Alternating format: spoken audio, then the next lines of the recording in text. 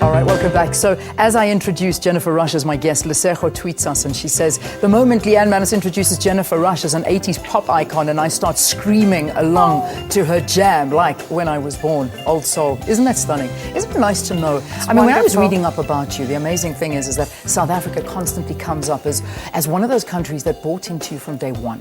That Absolutely. We loved your music from day one. And that was before it was a hit in England, which is fascinating. The songs that this country embraced were songs that were released before The Power of Love was released in England, which was about 3 years into my career. Wow. So that is fascinating. It is how fascinating. That works. Now we talk about The Power of Love, and I know you've got to talk about it all the time because that's that hit that made you, that broke world records. It put down a lot of walls. I got to do a lot of great things. No, it was. When you do an album, you really love and respect every song you're releasing, but I went more for the rock stuff. Yeah. And like Ring of Ice, I find the lyrics so cool. Yeah. But I mean, this song it transcended boundaries. It touches everybody. It did. I was on a tour at the time, and you remember cassettes? You might be too young for cassettes. What? Excuse me. I had you. Power I'm of Love flattered. on I remember a cassette. them well. And I would play it, to guys, the radio stations or whoever, and no matter which kind of guy it was or gal, everybody loved it. Tattoo guys, motorcycle guys, rock guys. There was something special. So it's nice to be part of magic. It is. I want to ask you a question, and I've always wondered. I mean, when you have such a big hit like this, and then you get somebody, and a lot of people remade this song, but then Celine Dion comes along, and she remakes this song, and it becomes a massive smash hit again. Yes. What is it like for you as the original creator of this song to look at it? It depends on where you are in life. For me, it was okay, and I knew that Celine was going to release it. She recorded. We had the same producer at the time. I think she did a great job. It's not illegal. I was shocked how many people said, is that legal?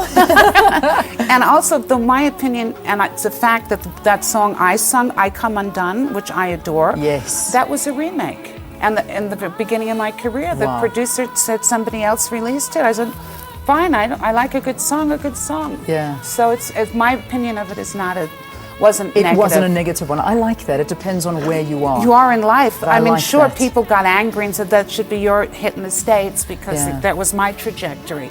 But I got to raise my daughter in the States without having the cameras constantly there. That's scary stuff. I respect women who do that. Yeah, it is very difficult. So I had to look at it that way. And plus, as the writer of the song, it financially, let me help myself and other people and charities. So. It's amazing how you had your perspective right the whole time. You have to. But you worked with some huge names. I mean, from Elton John to Michael Bolton to Richie Sambora. They're all wonderful people. They're and great. So diverse. Yes. I mean, the sounds are so diverse. Yeah. Which makes me think, I mean, your talent knows no boundaries. You come from a family with an opera singer as a mother. Both. Was it your both my were opera father singers? And my mom, Do you sing opera?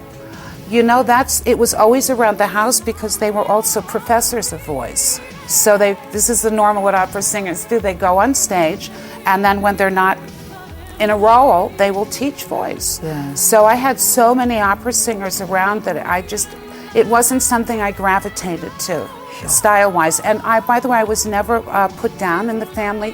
For instance, Plácido.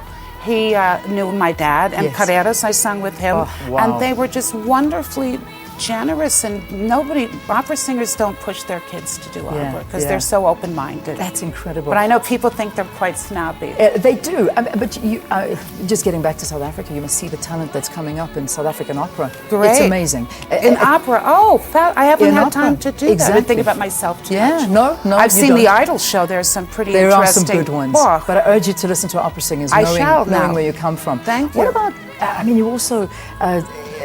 besides singing, what about instruments? I mean, do you delve into that side? I mean, your piano, saxophone. I was forced. My brother's actually professional saxophone. I know. I took violin and Juilliard music as a kid.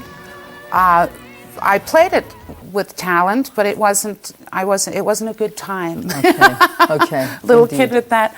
And I also studied piano and Yeah. how to read and write music. Wonderful. But basically, it's the voice. And a lot of singers, I'm sure, feel that their voice is their instrument. Yeah, I wish I could keep talking to you for hours, but Oh, thank you. let's wrap this up with the fact that your tour starts in October. Yes. And the best part is, on my birthday, you are down the road from me, so It's I'm going to your be birthday. there. On the Okay. 14th of October, I know you've got a concert here in Joburg. Everybody knows 14th Yeah, of October. I'm coming. You're going to get tweets. Exactly, we're going to tweet it. But Thank so we've got you. your whole schedule.